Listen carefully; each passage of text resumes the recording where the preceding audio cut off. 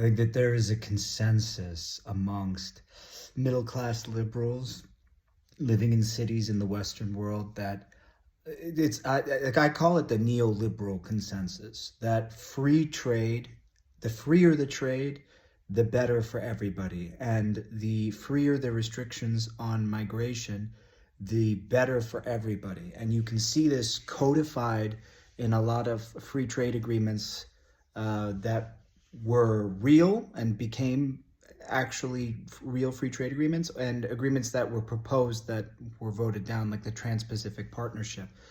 But like NAFTA and the Transatlantic Partnership, all of these agreements that you really start seeing becoming normal in the Western world in the second half of the 20th century, going into the 21st, they did hurt working class people a lot.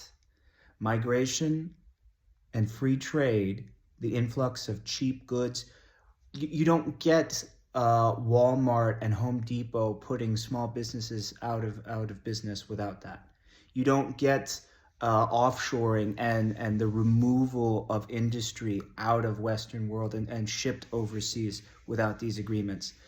If you lived in the geography of privilege in places like New York, London, Los Angeles, for most of the last 50 years, you've gotten all the benefits of these changes. And so it seems like to you, like this is just across the board better for everybody, but it hasn't been.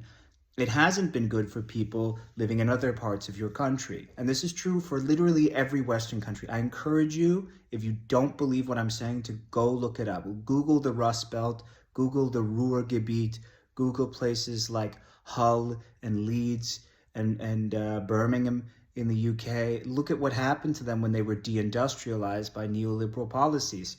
And a lot of these policies were put in place by conservative administrations, but progressives to this day still believe in that consensus about free trade and immigration.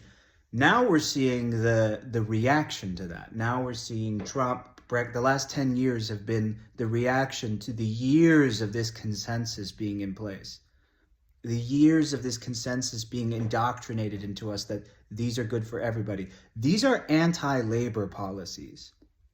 Okay, these are ways for the ownership class in Western society to find cheaper forms of labor. They were always going to race for the bottom line, for a cheaper bottom line, whether it's through offshoring, migrants, and now AI. It's always the same thing, just repackaged.